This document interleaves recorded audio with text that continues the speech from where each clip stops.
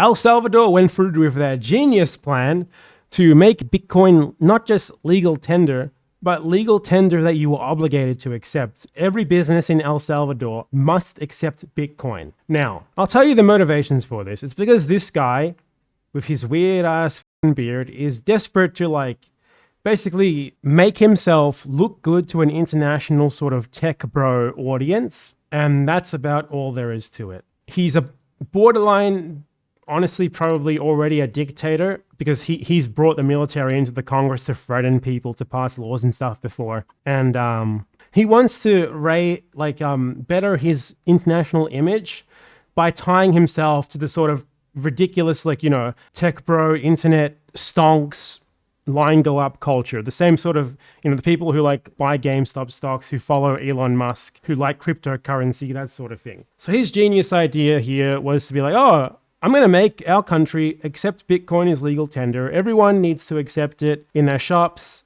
etc., etc. So a couple of days ago, he finally did it, the absolute madman. He made Bitcoin legal tender, which is absolutely ludicrous. And I think it should be obvious.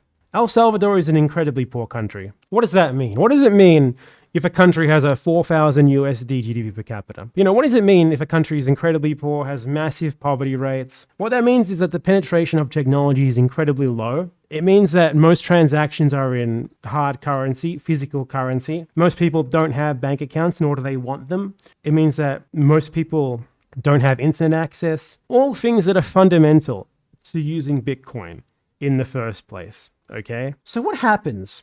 What happens when you force people in a country like this to start accepting Bitcoin in their businesses? Well, you get a bunch of businesses that are just some random guy on the side of a road selling oranges or something, and now he has to legally accept Bitcoin or he goes to jail. Does that sound like a good idea to you? Guy probably doesn't even fucking know what Bitcoin is. It's some guy who's at most, he might have a shitty old smartphone that barely runs, that he uses to look at memes on Facebook, that he uses WhatsApp on. This is not a situation that you can implement Bitcoin in its wide-scale use in. If you wanted to implement cryptocurrencies in a practical way, if you would do that in fucking Silicon Valley or something, where everyone has a fucking smartphone. Everyone has a smartphone. Everyone knows how to use technology. You wouldn't do it in fucking El Salvador. Makes no sense at all. Not only is it impractical, not only are most people not able to use it, but even if they were able to use it, even if they did have the knowledge about it, they wouldn't practically be able to accede to a way of using it in their everyday lives. It's totally nonsensical. And you add on to that the fact that Bitcoin is inherently unstable, right? And it gets even worse. And you can just see that because on the first day of Bitcoin in El Salvador, Bitcoin fucking crashed. And all these people immediately lost a bunch of money. It's such a fucking joke. This is so dumb. So now El Salvador, for one, El Salvador's currency is the US dollar. What that means is that El Salvador cannot print its own currency. It doesn't have monetary sovereignty. That's a huge problem in general. But now El Salvador has no monetary sovereignty in two ways. And one of them in a way that doesn't even have a physical currency that people can use in their everyday lives practically. Two ways that it's not sovereign monetarily. And one of them that most people aren't even remotely equipped to use.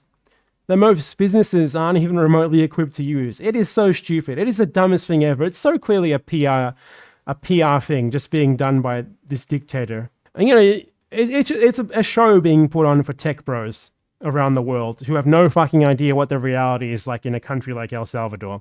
I'll tell you right now, I live in Argentina. Argentina has a pretty decent internet home banking systems. I'm not saying they're good, but they're pretty decent. It's practical to use every day. Decent digital payment methods. But still 40-50% of the population live exclusively on cash. Now imagine El Salvador, a country that is 5 times worse off than Argentina. In Argentina, this would already be an awful idea. In El Salvador, it's an abominably awful idea. It's a terrible, abominable, dumb, stupid idea that makes no sense whatsoever. And there it is. This is not going to benefit anyone at all. It's so stupid, and like it just really goes to show this is being sold as a positive thing internationally. Just really goes to show how little relatively well-off people, especially in the first world, understand the rest of the world and the way that it works. It's fundamentally different.